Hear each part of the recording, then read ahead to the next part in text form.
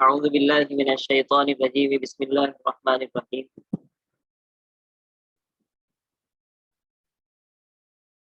الرجال قوامون علی النساء بما فضل اللہ بعضهم علی بعض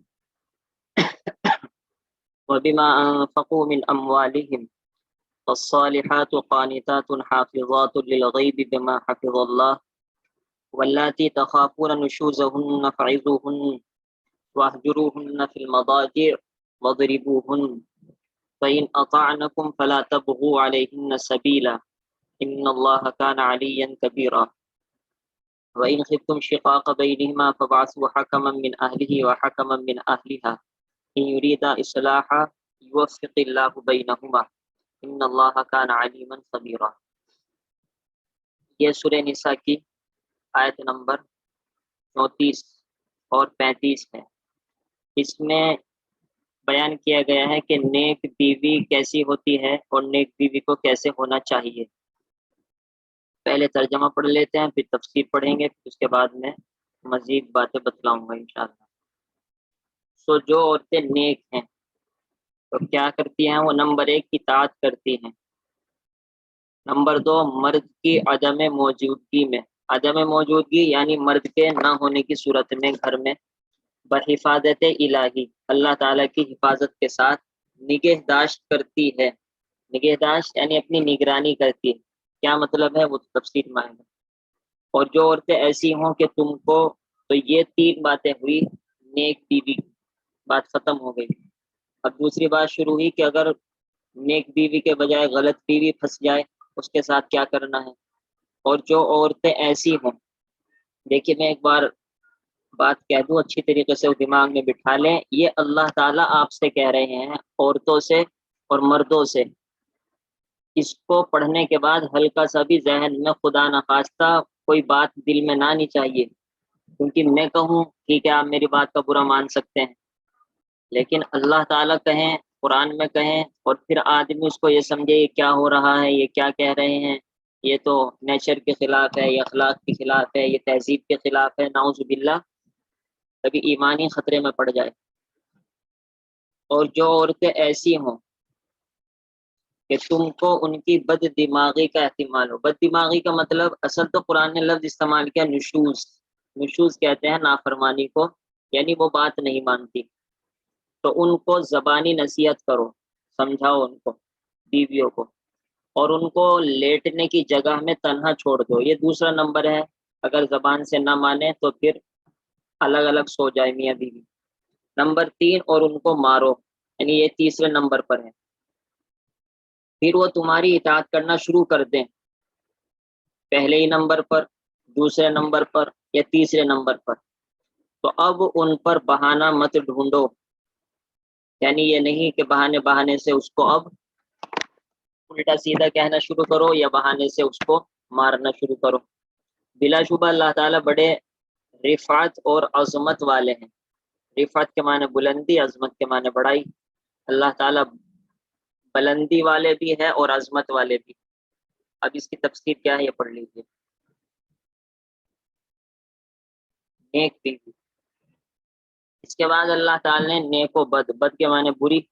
نیک و بد عورتوں کا تذکرہ فرمایا کہ جو عورتیں نیک اور صالح ہیں وہ اپنے شوہر کی سرپرستی اور حاکمیت کو تسلیم کرتی ہیں، اللہ تعالیٰ اور شوہر کی فرما بردار ہو کر زندگی بسر کرتی ہیں۔ دیکھیے پہلی تو بات یہ ہے کہ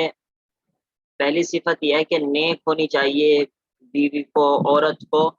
تب اللہ تعالیٰ کے یہاں اس کا مقام ہے۔ فالصالحات، نمبر 1 وہ نیک ہو۔ نمبر 2 قانتات، قانتات کے معنی ہے فرما بردار۔ فرما بردار میں دونوں تفسیریں ہیں، دیکھا آپ کے سامنے ہے، اللہ تعالیٰ اور شوہر کی فرما بردار ہو، تو اس میں دونوں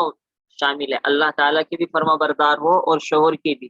خاص طور پر شوہر کی فرما بردار ہو، کیونکہ یہاں پر شوہر ہی کا بیان چل رہا ہے، اور فالصالحات کے اندر تو آ چکا کہ یہ نیک ہے۔ تو کتنی عورتیں نیک ہوتی ہیں لیکن شوہر کی فرما بردار نہیں ہوتی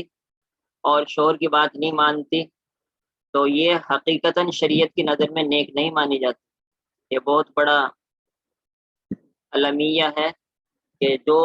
عورتیں نیک بھی ہوتی ہیں عام طور پر وہ شوہر کی فرما بردار نہیں ہوتی، کیونکہ ایسے واقعات ہمارے سامنے آئے ہیں کہ وہ تبلیغ میں جاتی ہیں اور تفسیر میں جاتی ہیں، ادھر ادھر جاتی ہیں اور شوہر کا حق مارتی ہیں۔ اگر شوہر منع کر رہا ہے تو آپ کو جانے کی اجازت بھی نہیں ہے۔ اللہ تعالیٰ اور شوہر کی فرما بردار ہو کر زندگی بسر کرتی ہے، یہ دوسری صفت اور دوسری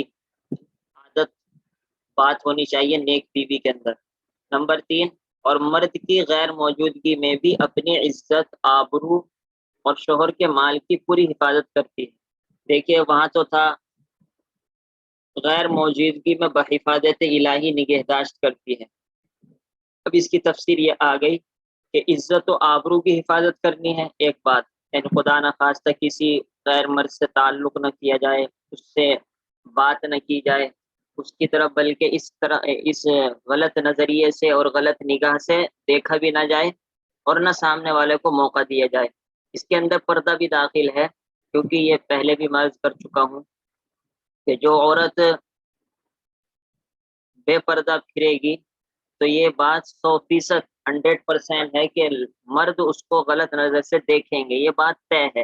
ہو ہی نہیں سکتا کہ اور مرد اس کو غلط نظر سے نہ دیکھیں، ناممکن ہے یہ بات۔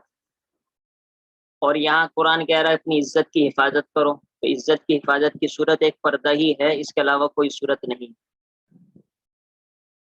اور شوہر کے مال کی پوری حفاظت کرتے ہیں، یہ بھی اس میں داخل ہے کہ شوہر نے جو آپ کو مال دے رکھا ہے یا اس کے گھر میں رکھا ہوا ہے تو آپ اس کی نگرانی کریں، یہ نہیں کہ اپنے گھر پہنچاتے رہیں۔ یا پھر یہ بھی داخل ہے عورتوں کے لیے اس میں کہ اس کو غلط جگہ استعمال نہ کریں، جہاں شوہر نہیں چاہتا وہاں استعمال نہ کریں، یہ سب داخل ہے۔ ہاں ایک عورت کا اپنا پرسنلی مال ہے، مثال کے طور پر عورت کو میراث میں ملا ہے، تو حقیقت یہ ہے کہ میراث میں جو مال لڑکی کو ملے گا وہ لڑکی کا مال ہوگا، اس کے شوہر کو اس میں حق نہیں ہے۔ اب وہ دل کی خوشی سے اپنے شوہر کو دے دے تو بات الگ ہے، ورنہ مثال کے طور پر مہر کا مال ہوتا ہے۔ ایسے ہی اگر عورت کو کوئی پیسے دے کر جا رہا ہے وہ مال ہوتا ہے، یا عورت کے ماں باپ اس کو پیسے دے رہے ہیں وہ مال ہے، یا عورت کو میراث میں جو مال ملا ہے وہ مال ہے، تو یہ سب عورت کا پرسنلی اپنی ملکیت ہوتی ہے، شوہر کو اس کے اندر اجازت نہیں ہے کہ وہ مال کھائے۔ ہاں اگر شوہر اجازت دیتا، بیوی اجازت دیتی ہے تو ٹھیک ہے وہ لے سکتا ہے۔ یہاں پر تو عورتوں ہی کا بیان چل رہا ہے، اس وجہ سے عورتوں کی بات آ رہی ہے، ورنہ مرد بھی ظلم کرنے میں کم نہیں ہے، ایسی بات نہیں ہے مرد صاف ہوتے ہیں، مرد بہت ظالم ہوتے ہیں بہت سے، کیونکہ اللہ تعالی نے ان کو ان چیزوں کی حفاظت کی توفیق دی ہے۔ یعنی یہ بات یہ ہے کہ یہ لفظ بہت مشکل ہے، بہت سے علماء بھی اس لفظ کی تفسیر میں پھنس جاتے ہیں، اور اس وجہ سے اس لفظ کو خاص طور پر تفسیر میں بڑھایا گیا ہے کہ قرآن نے ایک لفظ استعمال کیا ہے یہاں پر، قانتات الحافظات للغیب بما حفظ اللہ۔ بما حفظ اللہ کا کیا مطلب ہے؟ تو بما حفظ اللہ کا یہ مطلب ہے کہ جو عورت بیوی اپنے مال کی، اپنی عزت کی جو حفاظت کر رہی ہے، اس کی وجہ یہ ہے کہ اللہ تعالیٰ اس کو حفاظت کی توفیق دیتے ہیں، تو یہ سمجھ کے رکھے کہ اللہ تعالیٰ کی توفیق ہی سے میں عزت کے ساتھ اور پردے کے ساتھ رہ سکتی ہوں، بغیر اللہ تعالیٰ کی توفیق کے نہیں رہ سکتی، تو ساتھ ساتھ اللہ تعالیٰ کی توفیق بھی مانگے اور اس کو اللہ تعالیٰ کا حکم بھی سمجھے۔ یہ تو یہ سمجھیے قرآن کی تفسیر مکمل ہو گئی ہے۔ اب ہمارے والد صاحب نے کچھ احادیث نقل کی ہے تاکہ اس سے اندازہ ہو جائے۔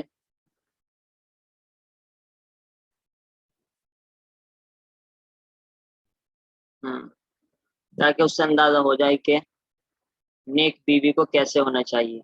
حضرت عبد الرحمن سے مروی ہے کہ رسول اللہ صلی اللہ علیہ وسلم فرمایا، جو عورت 5 نماز پڑھے، رمضان کے روزے رکھے اور اپنی شرمگاہ عصمت کو محفوظ رکھے اور اپنے شوہر کا حکم مانے تو اس کو اختیار ہوگا کہ جنت میں جس دروازے سے چاہے داخل ہو جائے۔ دیکھیے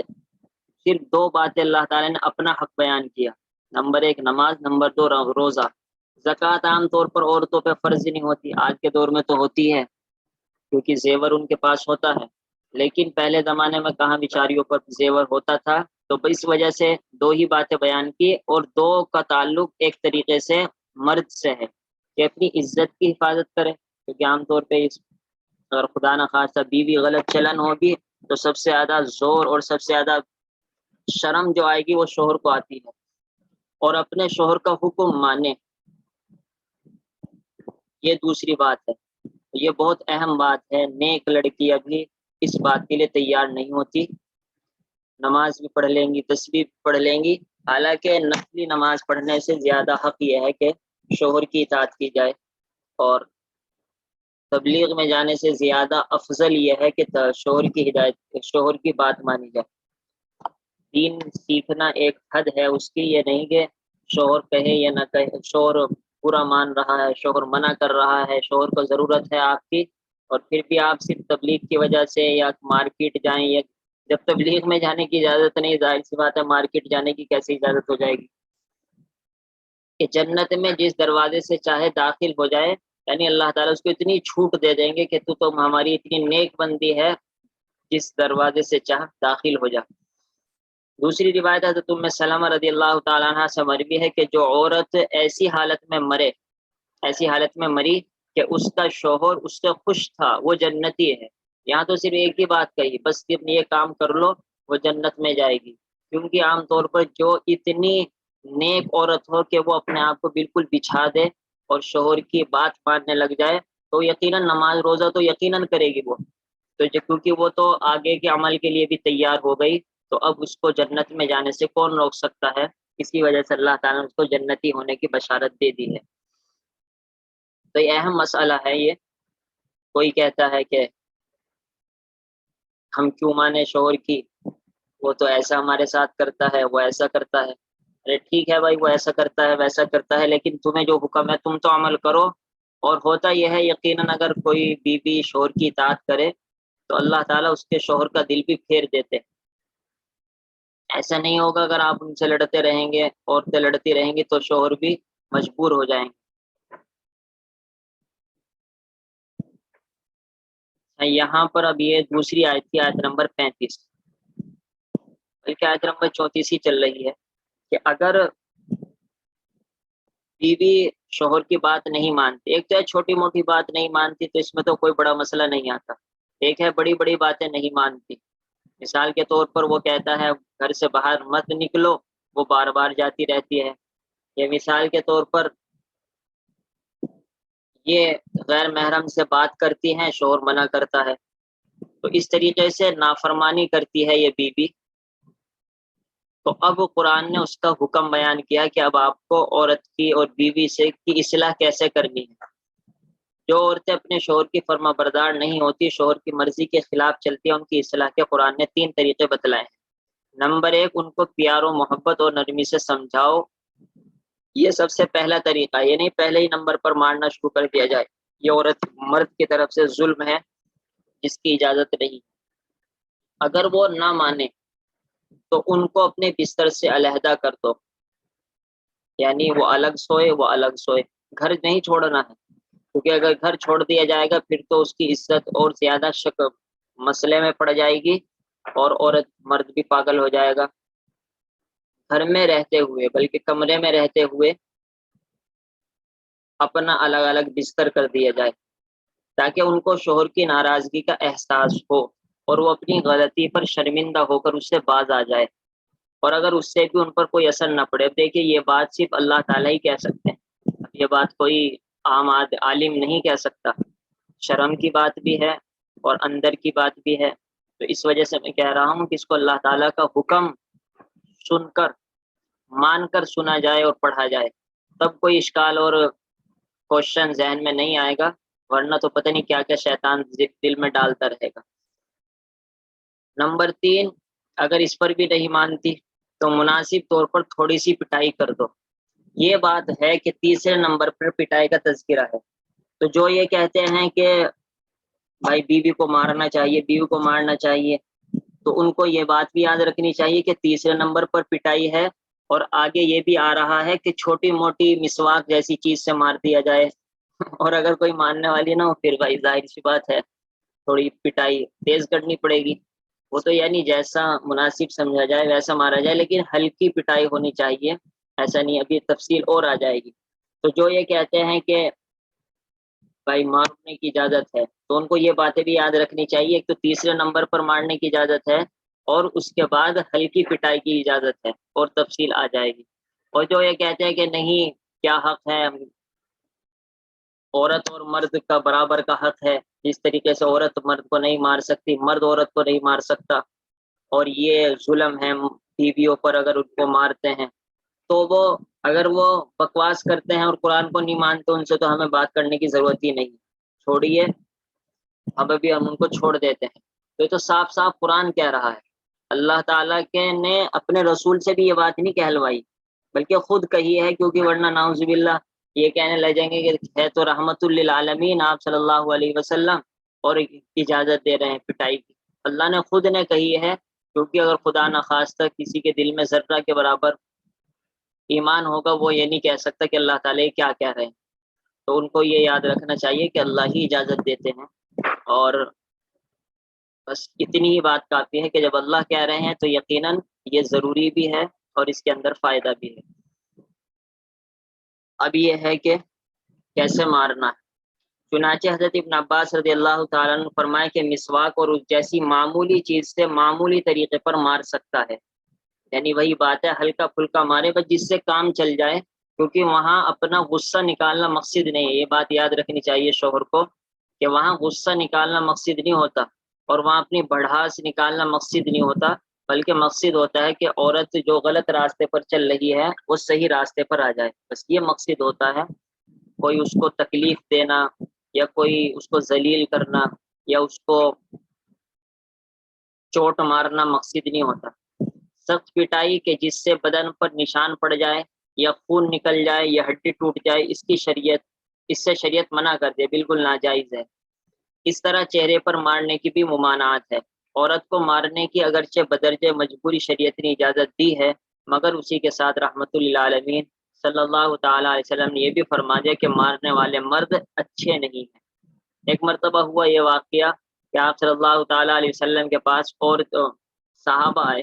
اور کہنے لگے حضرت یہ بیویاں جو ہماری ہیں بہت سر پر چڑھ گئی ہیں، مانتی ہی نہیں بات کو، انہیں تو ہمیں پریشان کر دیا ہے۔ تو آپ نے ان کو اجازت دے دی کہ بھائی ٹھیک ہے، جب مانتی نہیں کسی بھی طریقے سے تو ہلکی پھلکی پٹائی کر دیا کرو، اچھا وہ سدھر جائیں، وہ جہنم میں جانے سے بچ جائیں گی، کیونکہ شوہر کی نہیں مانیں گی تو جہنم میں جائیں گی۔ اب یہیں تم اگر ان کو تھوڑی بہت پٹائی کر دو گے، وہ جہنم میں جانے سے بچ جائے گی، تو اس میں عورتوں کا فائدہ ہے حقیقتاً۔ جس طریقے سے اگر کوئی ٹیچر ہو اور ماں باپ ہو، وہ بچے کو مارتے ہیں، بچہ کیا سوچتا ہے کہ میرے اوپر جہنم دنیا ہی میں مسلط کر دی گئی، حالانکہ ماں باپ سوچتے ہیں، استاد سوچتا ہے کہ یہ اصل جہنم سے بچ رہا ہے، کیونکہ اگر یہ بگڑ گیا تو بڑے ہو کر پتہ نہیں سٹیارہ، شرابی، مجرم، پتہ نہیں کیا کیا بنے گا۔ ابھی ہم اس کی بچپن میں پٹائی کر دیں گے تو یہ پوری زندگی سدھر جائے گا۔ تو یہی مسئلہ عورتوں کا بھی ہے، لیکن کمال کی بات ہے عورت یہ بات بچوں کے بارے میں تو سمجھتی ہے کہ ہاں بچوں کو مار دینا چاہیے، کہیں ایسا نہ ہو بگڑ جائے، کہیں ایسا نہ ہو وہ غلط سوسائٹی میں پڑ جائے، لیکن اپنے بارے میں اس کو نہیں سمجھتی عورت۔ تو میں کہہ رہا تھا، تو آپ صلی اللہ تعالیٰ علیہ وسلم نے اجازت دے دی مارنے کی۔ اب جب ان کی پٹائی شروع ہوئی، اب عورتیں آ کر کھڑی ہو گئی گھر پر آپ صلی اللہ تعالیٰ علیہ وسلم کے، اور یہ شکایت کی کہ شوہر ہم کو مارتے ہیں۔ ادھر سے آپ صلی اللہ تعالیٰ علیہ وسلم بھی ایک طرح سے پھنس گئے، ادھر صحابہ کہتے ہیں کہ وہ ہمیں پریشان کرتی ہیں، اور ادھر صحابیات کہہ رہی ہیں کہ وہ دیکھیے ہم کو مارتے ہیں۔ تو پھر آخر میں آپ صلی اللہ تعالیٰ علیہ وسلم فرمایا بھائی جو لوگ مار رہے ہیں وہ اچھے نہیں ہیں، یعنی مارنے کے موقع پر بھی بہتر یہی ہے کہ کوئی اور طریقہ اختیار کیا جائے، ہاتھ نہ اٹھایا جائے، بہتر طریقہ یہی ہے۔ لیکن وہی بات ہے اگر کام ہی نہ چلتا ہو، کیونکہ بعض مرتبہ ایسی سچویشن ہو جاتی ہے تو پھر مارنے کی اجازت ہے، کیونکہ وہ تو قرآن کہہ چکا ہے، اسے کوئی نہیں بدل سکتا، نہ نبی بدل سکتا اس کو، نہ کوئی اور بدل سکتا ہے۔ مگر اسی کے ساتھ رحمت للعالمین صلی اللہ تعالیٰ علیہ وسلم نے یہ بھی فرما دیا کہ مارنے والے مرد اچھے نہیں۔ یہ لمبی حدیث تھی جو میں نے آپ کو اس کا خلاصہ بتلا دیا۔ اس سے واضح طور پر یہ ظاہر ہوگا کہ عورت پر ہاتھ اٹھانا اچھا نہیں ہے، اس سے بچنا ہی بہتر ہے۔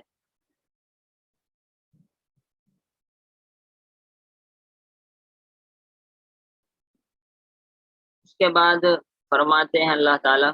اگر ان تینوں مذکورہ طریقوں میں سے کسی ایک سے بیوی کی اصلاح ہو جائے اور وہ صحیح راستے پر آ جائے تو اب شوہر کو اس بات کا پورا دھیان رکھنا چاہیے کہ بلا وجہ اس پر کسی قسم کا الزام نہ لگائے۔ یہ وہ ہے کہ جو شوہر بہانہ ڈھونڈتے ہیں، اصل تو اسے شوہر بیوی کو پریشان کرنا ہے اور غلطیاں نکالتا ہے بیوی کی کہ میری بات نہیں مانتی، یہ نہیں کرتی، وہ نہیں کرتی،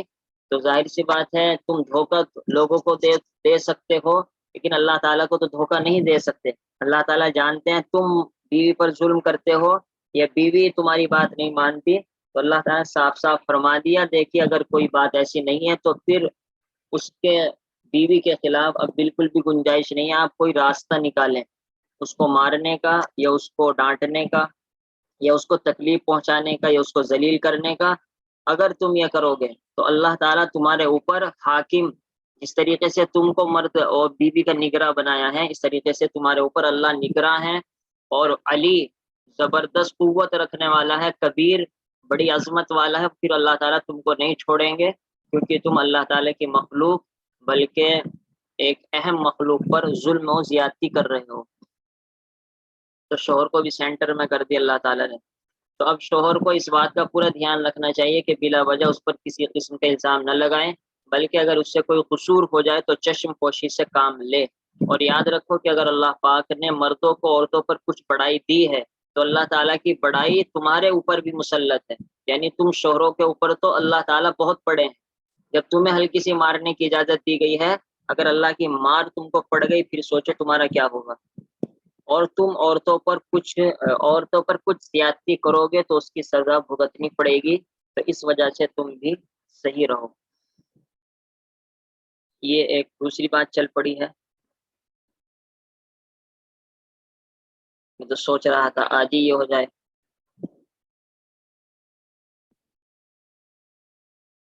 چلیے یہ بھی پڑھ لیجیے۔ یہ اس آیت میں یہ بیان کیا گیا ہے کہ اگر بہت بڑا جھگڑا ہو جائے میاں بیوی کے درمیان، اب وہ کیا کریں گے، یعنی سمجھانے سے بھی کام نہیں چلتا اور بستر الگ کرنے سے بھی کام نہیں چلتا، شوہر نے مار بھی لیا ہے مناسب طریقے سے تب بھی کام نہیں چل رہا ہے، وہ بالکل ہی ہٹن ہے، مانتی ہی نہیں ہے، تو اب کیا کیا جائے؟ تو اب اس کا طریقہ قرآن نے یہ بیان کیا، جس کا خلاصہ یہ ہے کہ ایک آدمی جو سوچ سمجھ تجربہ رکھنے والا ہو، بڑا ہو، فیصلہ کرنے کی صلاحیت رکھتا ہو، عقل مند ہو، پاگل سا نہ ہو، ایک بیوی کی طرف سے ایک آدمی آئے اور ایک شوہر کی طرف سے ایک آدمی آئے، خاندان میں سے چن لیا جائے ایک آدمی ادھر سے ایک آدمی ادھر سے، اور وہ دونوں بیٹھ کر بات کریں، میاں بیوی کی سنیں، اور پھر اللہ سے ڈرتے ہوئے انصاف کا فیصلہ کریں۔ اگر دونوں کے درمیان صلح ہو جائے، بھائی شوہر کی غلطی نکلتی ہے، شوہر کو غلطی نکال کر اس کو ڈانٹ دیا جائے، اس سے کہا جائے، اس کو سمجھایا جائے، بیوی کی غلطی نکلتی ہے، بیوی کو سمجھایا جائے، ڈانٹ دیا جائے اور آگے کے لیے سمجھا دیا جائے،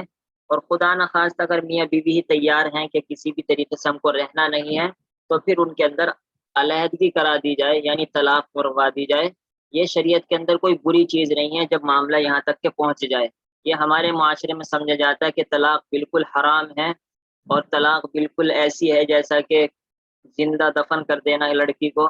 یہ بالکل غلط طریقہ ہے۔ جب اس کا وہاں پر رہنا ہی دشوار ہو جائے، بالکل کوئی صورت ہی نظر نہ آئے، اب طلاق کروا دینی چاہیے، اور پھر اللہ تعالیٰ اس کا انشاءاللہ دوسرا جوڑا ملا دیں، اور پھر اس کی دوسری جگہ شادی بھی کرنی چاہیے۔ یہ بھی غلط ہے کہ اس کو بیوی کو، لڑکی کو غلط اپنی یہاں بٹھا لیا اور پھر اس کی شادی بھی نہیں کرتے، یہ طریقہ بھی ہمارے معاشرے میں غلط ہے، یہ بھی شریعت کا طریقہ نہیں ہے۔ شریعت کا طریقہ تو یہ ابھی طلاق ہوئی اور عدت کے بعد اب اس کی شادی دوسری جگہ کر دو، تاکہ اس کی عزت اب محفوظ رہ سکے دوسرے طریقے سے، کیونکہ اللہ تعالیٰ کا ایک نظام ہے، میاں بیوی بن کر ہی لڑکے اور لڑکیاں اور مرد اور عورت رہتے ہیں، بغیر میاں بیوی بنے عام طور پر زندگی صحیح نہیں گزر پاتی۔ اگر میاں بیوی کے درمیان جھگڑا بڑھ جائے اور آپس میں نہ سلجھے،